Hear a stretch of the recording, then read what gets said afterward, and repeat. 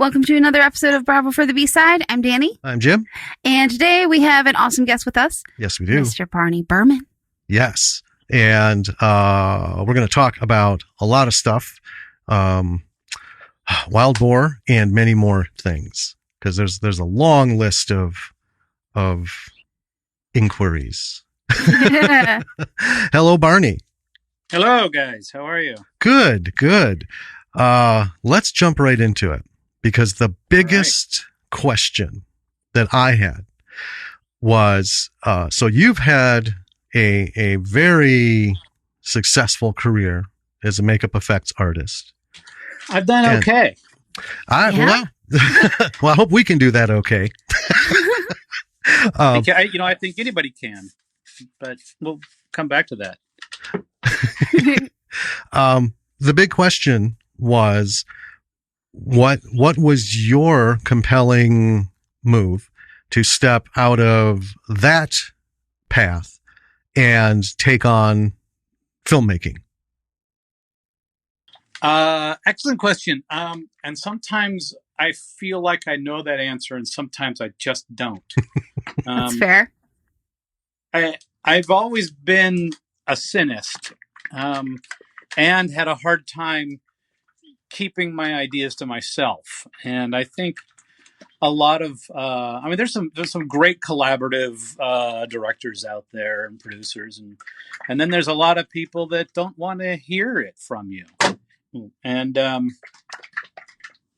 I have a hard time not voicing my ideas. And so sometimes it's a struggle. So I thought, for a long time, I just thought, why don't I try it? Why don't I, sort of put my ideas where my mouth is? And I don't know, I was just really hesitant to believe that I could. And until I finally couldn't not do it. Okay. Mm-hmm. And so that's the clearest way I can phrase it. Well, I like it. And we always ask this question for people who've made a jump from one avenue to, as I've put it many times, taking on the migraines and all of the ridiculous headaches and pains of being in charge of a production, particularly if they've been on the other end of it and, just acting or, directing, but not directing, producing lightly into it.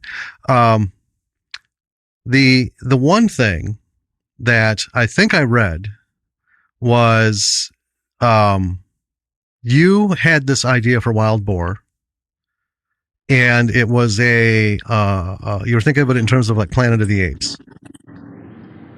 Well, a friend of mine, Andy Jones, actually came to me. We were going to make a werewolf movie, and I was going to write it, and he's going to direct it. And it was an idea I had, which I still would love to do that sometime.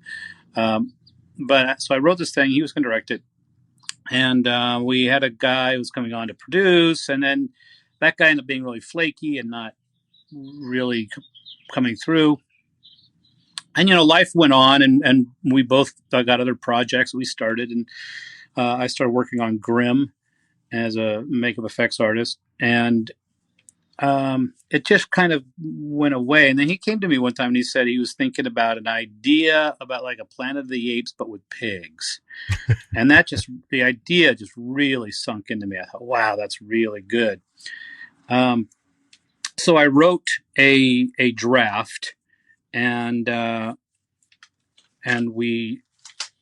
was just not doable. We wanted to do something that was like, $100,000 budget or less, and see what we could do. For as little as possible. And it's like, no, well, the script that I had originally done had like, a butcher pig and a hunter pig, and the butcher pig was married and they had a kid, and it was just all this very kind of social commentary, and they were speaking, English the way they do in Planet of the Apes. And right. Mm-hmm. I was trying to create sort of a social commentary that humans stumble into, very much Planet of the Apes. And then I turned that draft in, and we read it and thought, oh, this is not doable. And his idea was like, a pig man chasing kids through the forest or something. And I think that's not Planet of the Apes at all. That's just sort of supplanting pig man or like Jason or something. I didn't want to make just a straight out chasing people down and kill them kind of movie. Mm-hmm. Anyway, so that was like 2012, and then a couple of years later, I kept thinking about it, and I called Andy and said, "Hey, I'm gonna rewrite this script again, but if I rewrite it, I'm gonna direct it." And he agreed to that, and he went off to do something else. So I rewrote it with something closer to what he had initially thought about, just Pigman chasing kids through the desert or the forest or whatever. Ended up being the desert, but I also didn't want to make something very just standard, picking people off, one at a time as the story kind of unfolded until we finally get to the final girl, and it was all just too standard, too cliche. I wanted something different. I wanted to stand out in some different way. So that's the basic evolution of it. And then I decided to do a fundraiser thing for it. And I did. I put it on Indiegogo, and I raised just enough money to pay for the Indiegogo campaign. Nice. Okay. Like the money I got for it was really paltry, and I didn't sell it well. I don't know. I guess I don't know how to do a fundraising campaign, but it reimbursed me for the money I put out to do the campaign. Okay. Which was a few $1,000. Right. And then I had some producers on board, and they suddenly wanted to get paid, and and then I don't know, just some things happened. I thought, I got to make a big change. So I called up my friend Gregory, Gregory McKenzie, who is a producer and director. I had worked with on a film called Camille. It starred James Franco and Sienna Miller. Mm-hmm. And I know he wasn't busy. I said, look, I don't have much anything to pay you, but do you want to come down and help me make this movie? And he came down from where he lives in Canada and helped me get it done. Nice. I'm probably skipping some steps. Well, yeah.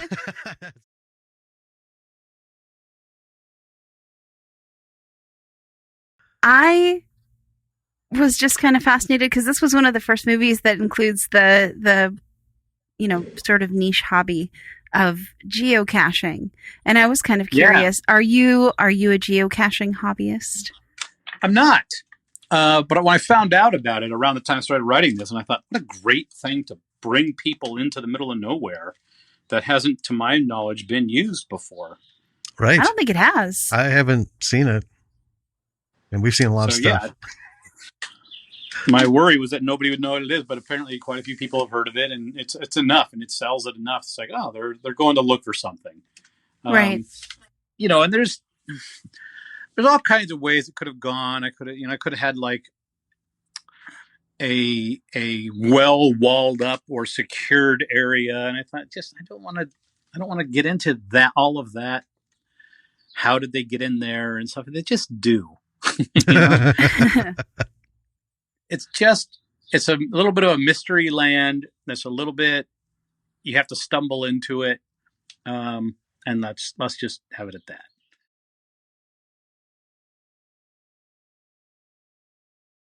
So I have a question that kind of pivots a little bit. Sweet. So your background is in special effects and makeup and stuff like that. So when you were doing this production for Wild Boar, I know that you had a director of that department. How involved were you in that department versus doing I lost you for just a moment. I heard you. Can you start that over? I'm sorry. Sure. So you have a background in special effects and makeup, right? Obviously. Yeah. Well, to be fair, like special effects has already got a job. They're making wind and rain and bullet hits and things. So, but makeup effects, yeah. Yeah. So, and so you for this production, you had a makeup department, right? Presumably. Correct. Yeah. So I was just wondering, how involved were you in that department for this production, and how much did you kind of like leave them to their devices, while you were doing the directing and producing and all the other stuff? Well, lead them, yes. I think that's a good word for it, because I designed the characters, and I did a lot of the sculpting for the pig characters, especially the main couple.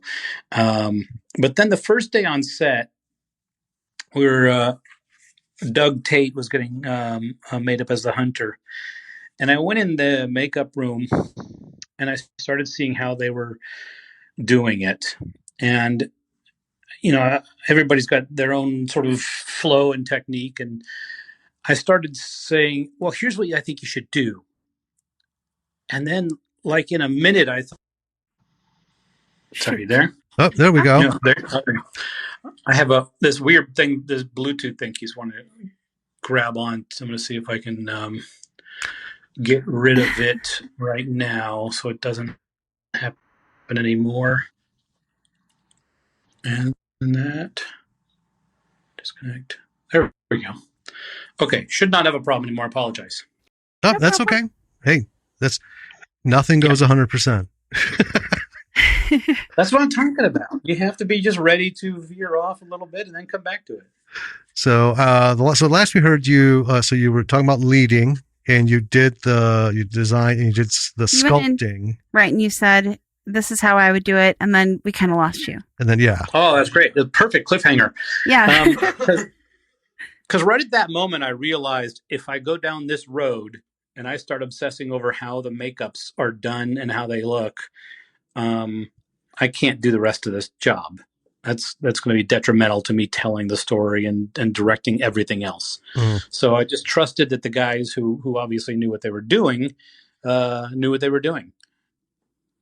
And they did a fantastic job, I thought. Well, they did. Oh yeah, absolutely. After making that choice, did you have those pangs of, should I get in there? Did you have to like fight it? Because I mean, this is essentially your world. There were moments. There were moments where I saw something and thought, okay, come on, let's fix this.